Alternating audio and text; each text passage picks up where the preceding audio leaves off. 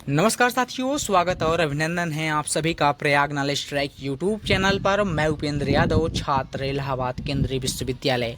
इस वीडियो में हम लोग बात करेंगे इलाहाबाद विश्वविद्यालय के सीयूईटी यूजी रजिस्ट्रेशन प्रोसेस 2024 के बारे में, क्योंकि बहुत से छात्रों का ये सवाल आ रहा था कि सर इलाहाबाद विश्वविद्यालय के मेन कैंपस में एडमिशन के लिए रजिस्ट्रेशन प्रोसेस कितना ज़रूरी है, क्या रजिस्ट्रेशन नहीं करवाने पर मेरा एडमिशन नहीं होगा। और बहुत से छात्रों का ये भी सवाल था कि sir CUET UG entrance exam form भरते समय इलाहाबाद विश्वविद्यालय का विकल्प हम लोगों ने नहीं चुना था, तो क्या हम भी लोग इलाहाबाद विश्वविद्यालय में एडमिशन के लिए रजिस्ट्रेशन करवा सकते हैं या नहीं करवा सकते हैं, क्या मेरा एडमिशन होगा या नहीं होगा। इन सवालों के बारे में मैं यहाँ पर बताने वाला हूँ। और साथ ही बहुत लोगों का ये भी सवाल था कि sir CUET UG entrance exam form भरते समय इलाहाबाद विश्वविद्यालय का विकल्प चुनने वाले छात्रों को भी क्या रजिस्ट्रेशन करवाना होगा या नहीं करवाना होगा। तो यहाँ पर मैं आपको इन सब चीज़ों के बारे में बताऊँगा, क्योंकि अभी क्या है, आप लोगों को ये मालूम नहीं है कि विश्वविद्यालय रजिस्ट्रेशन क्यों करवाते हैं। जब CUET UG entrance exam form भरते समय विश्वविद्यालयों का विकल्प भरवा लेते हैं तो क्यों रजिस्ट्रेशन अलग से करवाना पड़ता है, क्योंकि जाहिर सी बात है, जब आप लोग किसी विश्वविद्यालय में अपना एडमिशन के लिए रजिस्ट्रेशन करवाएंगे तो रजिस्ट्रेशन फीस उस विश्वविद्यालय का आपको अदा करना होता है, क्योंकि उसका अलग एक फ़ीस होता है रजिस्ट्रेशन के लिए। तो क्यों रजिस्ट्रेशन करवाया जाता है, तो मैं आपको यहाँ पर बहुत विस्तार पूर्वक इन सभी सवालों के बारे में बताने वाला हूँ। सिर्फ आप लोग इस वीडियो को शुरू से अंत तक देखिएगा, सारी चीज़ें आपको बहुत अच्छी तरीके से मालूम हो जाएगा कि रजिस्ट्रेशन क्यों करवाया जाता है, आपको कैसे करना है, कितना ज़रूरी रजिस्ट्रेशन है, क्या रजिस्ट्रेशन नहीं करने पर आपका एडमिशन नहीं होगा। मैं सब कुछ आपको बताऊंगा, आप बिल्कुल भी मत परेशान होइए, क्योंकि आप इलाहाबाद विश्वविद्यालय, क्योंकि हम इस वीडियो में सिर्फ इलाहाबाद विश्वविद्यालय के बारे में बात करने वाले हैं, तो सिर्फ सारी चीज़ों के बारे में हम इलाहाबाद विश्वविद्यालय को इंडिकेट करके सारी चीज़ों के बारे में बातचीत करेंगे। क्योंकि रजिस्ट्रेशन सभी विश्वविद्यालय अपने यहाँ एडमिशन के लिए करवाता है जब सीयूटी यूजी एंट्रेंस एग्जाम का रिजल्ट आता है। तो यहाँ पर रजिस्ट्रेशन क्या होता है, इन सब चीज़ों के बारे में मैं आपको यहाँ पर बताने वाला हूँ। तो चैनल पर आप लोग नए हों तो आप लोग जरूर चैनल को सब्सक्राइब कर दीजिए। इस वीडियो के डिस्क्रिप्शन बॉक्स में आपको हमारे टेलीग्राम चैनल और व्हाट्सएप ग्रुप का लिंक भी मिल जाएगा, आप लोग वहाँ भी ज्वाइन हो जाइए, वहाँ भी सारी सूचनाएँ आपको समय पर मिलती रहती हैं।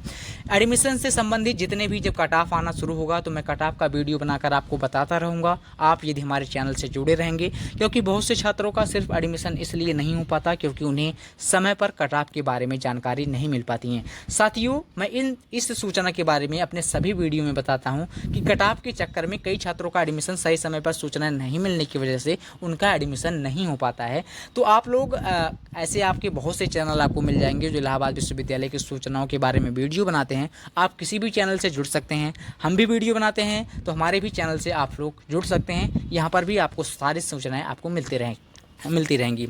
अब हम लोग बात कर लेते हैं कि आपका रजिस्ट्रेशन क्यों करवाया जाता है इलाहाबाद विश्वविद्यालय या अन्य विश्वविद्यालयों में एडमिशन के लिए। क्योंकि साथियों, जब रजिस्ट्रेशन प्रोसेस एक बहुत ज़्यादा इंपॉर्टेंट प्रक्रिया होता है, क्योंकि अभी जो है सीयूटी यूजी एंट्रेंस एग्जाम का रिजल्ट नहीं आया है। जब सीयूटी यूजी एंट्रेंस एग्जाम का रिजल्ट आता है तो सीयूटी यूजी जो है वहाँ से एनडीए के माध्यम से सभी विश्वविद्यालयों को एक डाटा उपलब्ध कराया जाता है कि CUET UG entrance exam form भरते समय इतने हज़ार छात्रों ने इस विश्वविद्यालय को पसंद किया है, इस विश्वविद्यालय का विकल्प भरे हैं।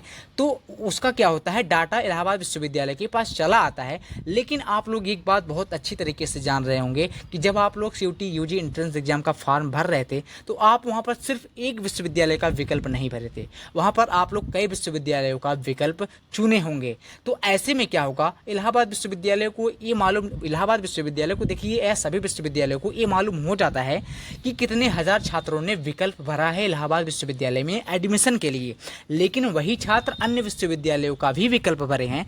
तो ऐसे में विश्वविद्यालय को ये मालूम नहीं चल पाता है कि उसके यहाँ कितने हजार छात्र छात्राएं अपना एडमिशन सुनिश्चित करवाना चाहते हैं या कितने हजार छात्र इंटरेस्टेड हैं इलाहाबाद विश्वविद्यालय के मेन कैंपस में एडमिशन लेने के लिए। तो ऐसे में क्या होता है कि सभी विश्वविद्यालय, यानी हम यहाँ पर इलाहाबाद विश्वविद्यालय के बारे में बात कर रहे हैं, तो हम इलाहाबाद विश्वविद्यालय को, मैंने पहले ही आपको बताया कि हम इलाहाबाद विश्वविद्यालय को इंडिकेट करके सारी चीज़ों को समझेंगे। तो इलाहाबाद विश्वविद्यालय क्या करता है कि अपना एक रजिस्ट्रेशन प्रोसेस शुरू करवाता है। उसमें क्या होता है, मैं मान लेता हूँ साथियों, ये इलाहाबाद यूनिवर्सिटी है।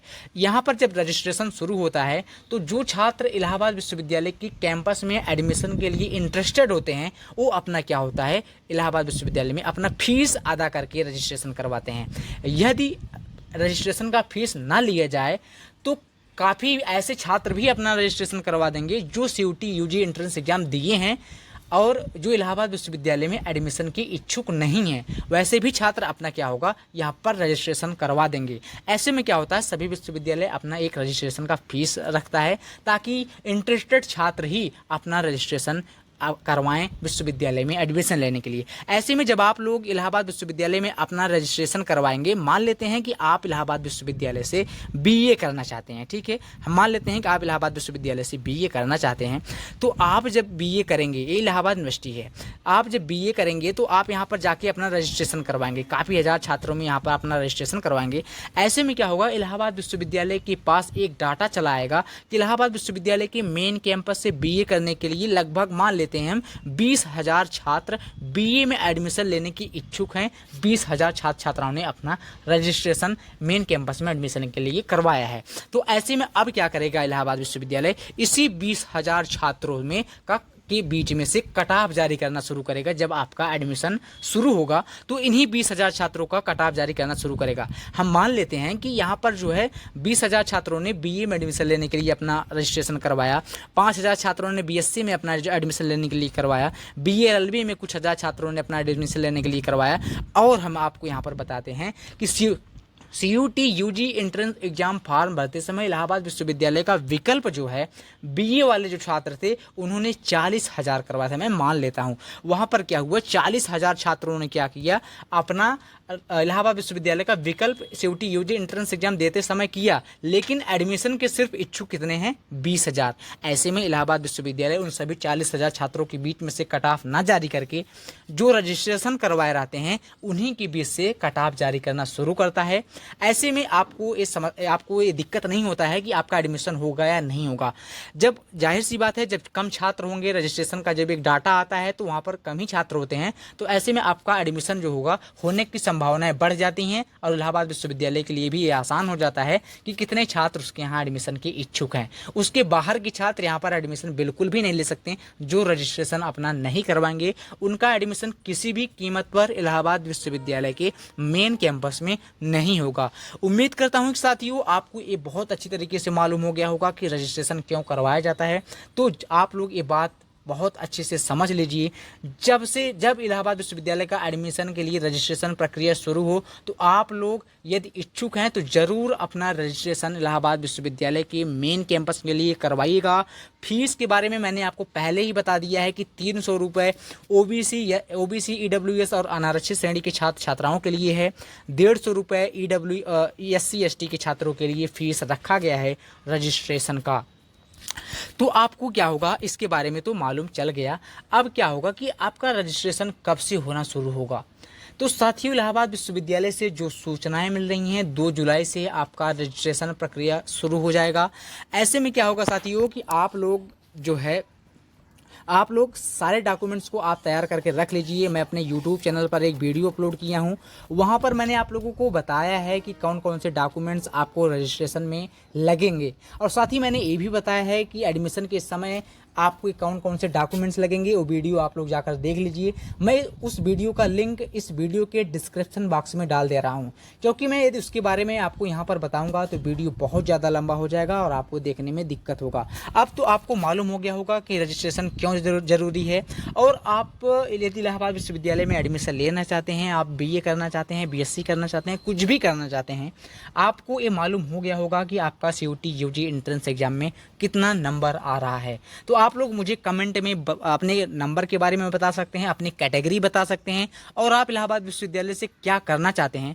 यदि आप लोग मुझे कमेंट में बताएंगे तो मैं आपको बता दूंगा कि आपका एडमिशन मेन कैंपस में होगा या नहीं होगा। क्योंकि मैंने इसके पहले एक वीडियो डाला था, उसमें मैंने सिर्फ इसी के बारे में बात किया था, और वहाँ पर काफ़ी छात्र कमेंट भी किए थे। मैंने वहाँ पर उन्हें बताया भी है कि आपका एडमिशन होगा या नहीं होगा।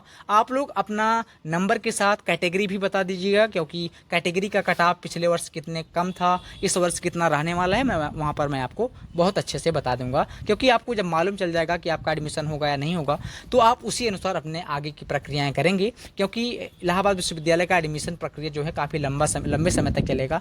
ऐसे में ऐसा होगा कि यदि आपका एडमिशन नहीं होने वाला रहेगा तो मैं आपको बता दूंगा, आप कहीं दूसरी जगह अपना एडमिशन सुनिश्चित करवा लीजिएगा, नहीं तो आपको वेट करना होगा और उसका कोई मतलब नहीं निकलेगा। तो साथियों, वीडियो को देखने के लिए बहुत बहुत धन्यवाद। जो भी दिक्कत हो मुझे कमेंट में बताइएगा, जहाँ तक संभव होगा मैं आपकी मदद करूँगा। तो साथियों, बहुत बहुत धन्यवाद।